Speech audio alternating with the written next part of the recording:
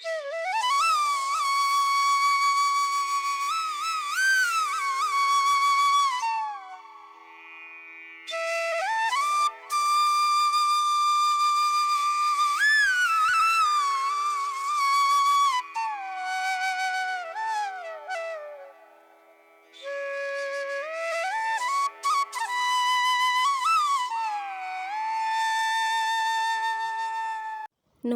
বন্ধুরা, শিপ্রা সিম্পল ব্লগে তোমাদের সকলকে জানাই স্বাগত।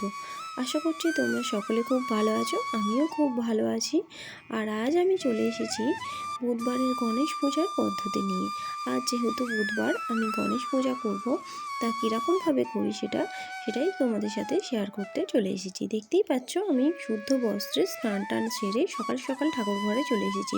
আর এসেই প্রথমে গঙ্গা জল দিয়ে আমি আচমনটা করে নিলাম। 3 বার মুখে ছিটিয়ে নমো বিষ্ণু বলে তারপর গঙ্গা জল দিয়ে হাতটা ধুয়ে নিলাম। তারপর ঠাকুর ঘরে ফুলের চুবড়ি ছিল, ঠাকুরের বাসনপত্র ছিল, সব জিনিসপত্রে আমি গঙ্গা জল ছিটিয়ে দিলাম। তারপর আমি এখন বাসি ফুলগুলো একটা একটা করে সরিয়ে নিচ্ছি। প্রথমেই যে 5টা ঘট আছে আমাদের, সেই 5টা ঘট থেকে বাসি ফুলগুলো সরিয়ে নিলাম। তারপরে মহাদেবের কাছ থেকে, অন্যান্য যেসব গোপুসোনা আছে, আরও অন্যান্য ঠাকুর আছে, সব ঠাকুরের কাছ থেকে আমি এখন বাসি ফুলগুলো আস্তে আস্তে সরিয়ে নিচ্ছি।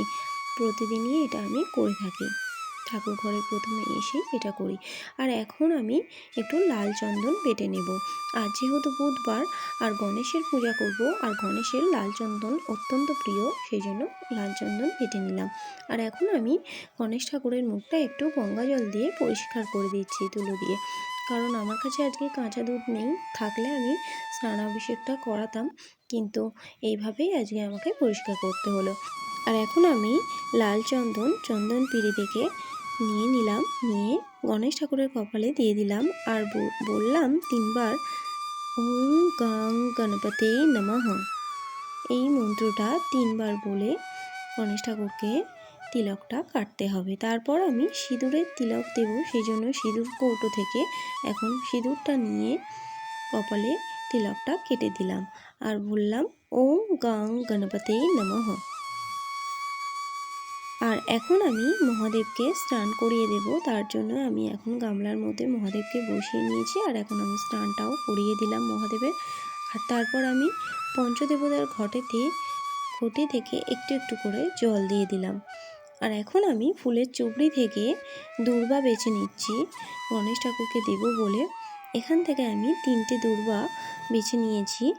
আর গণেশ ঠাকুরের ঠিক ডান হাতের দিকে, ডান কাঁধে দিকে আমি এই দূর্বাটা দিয়ে দিলাম। আর মনে মনে বলে দিলাম ওম গং গণপতে নমঃ। এখন পুষ্পাঞ্জলি দিচ্ছি এই একই মন্ত্র বলে, ওম গং গণপতে নমঃ। আর গণেশ ঠাকুরকে অবশ্যই লাল ফুল দেওয়াটা জরুরি, কারণ গণেশ ঠাকুরের লাল ফুল অত্যন্ত প্রিয়। আর তার সাথে কিন্তু একটা দূর্বাও দিতে হবে, আমি কিন্তু দিয়েছি লাল জবা ফুল, তার সাথে একটা দূর্বা। আর এখন আমি পঞ্চদেবতার ঘরটিতেও আমি ফুল দিয়ে দিলাম। আর এখন আমি আমার গোপুসোনাকেও ফুল অর্পণ করে দিলাম। আর ফুলের চুবড়ি থেকে এখন একটা জবা ফুল নিয়ে আমি মা লক্ষ্মীর পায়েতে অর্পণ করলাম। আর এই নীল ফুলটা আর সাদা ফুলটা নিয়ে আমি শিব ঠাকুরকে দিয়ে দিয়েছি। আর এখন আমি সাদা ফুল আর ঘিয়ে জবা নিয়ে নারায়ণ ঠাকুরের পায়ে দিয়ে দিলাম। আর জগন্নাথ দেবকেও একটা সাদা টগর ফুল দিয়ে দিলাম। এখন মা কালীকেও লাল জবা ফুল অর্পণ করলাম। আর একটা গাঁদা ফুল আর দূর্বা নিয়ে লাল চন্দনে লেপে ওই একই মন্ত্র বলে ওম গং গণপতে নমঃ বলে আমি গণেশ ঠাকুরের পায়ে অর্পণ করলাম। আর এখন আমি ঠাকুরের থালাগুলো, খাবারের থালাগুলো সাজিয়ে নিচ্ছি। আর তার উপরে একটা করে আমি গ্লাস দিয়ে দিচ্ছি। আর গ্লাসে গ্লাসে এখন আমি জলও দিয়ে দিলাম। আর আজ যেহেতু বুধবার আর গণেশের পূজা করছি, তাই আমি লাড্ডু এনে রেখেছিলাম, তাই গণেশ ঠাকুরকে একটা লাড্ডু দিলাম। আর অন্যান্য থালাতেও একটু করে লাড্ডু দিয়ে দিলাম। আর আজকে ফলের মধ্যে ছিল কলা, কাঁঠালি কলা, সেটাই আমি সবাইকে একটু একটু করে দিয়ে দিলাম। আর অন্যান্য বাকি আরও থালাগুলোতে আমি একটু নারকেল নাড়ু দিয়ে দিয়েছি, তার সাথে একটু করে কলাও দিয়ে দিচ্ছি। দেখো প্রতিটা থালায় আমার খাবার দেওয়া হয়ে গিয়েছে। আর গণেশ ঠাকুরের থালায় অবশ্যই তোমরা বেলপাতা না হলে ফুল খাবারের থালাতে দিও। আমার কাছে আজকে বেলপাতা ছিল না, তাই আমি একটু ফুল নিয়ে খাবারের থালাতে দিয়ে দিয়েছি। আর এখন আমি ভোগটা নিবেদন করে দিলাম ঠাকুরের উদ্দেশ্যে। আর এখন আমি তেল চলতে প্রদীপে করে নিচ্ছি।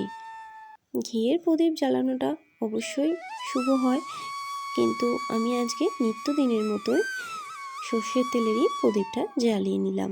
সর্ষের তেলের প্রদীপ জ্বালানো শুভ। তোমাদের কাছে ঘি না থাকলে এইভাবে সর্ষের তেলের প্রদীপ জ্বালাতেই পারো।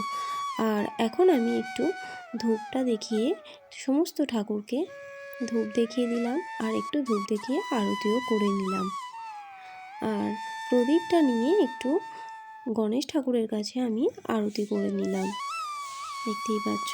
আর এখন আমি শঙ্খ বাজিয়ে নেব, আর দু রকম ঘন্টা মানে হাত ঘন্টা এবং কাঁসর ঘন্টা বাজিয়ে নেব। আর এইভাবেই আমি আমার পুজোটাকে আজকে আমি সম্পন্ন করলাম।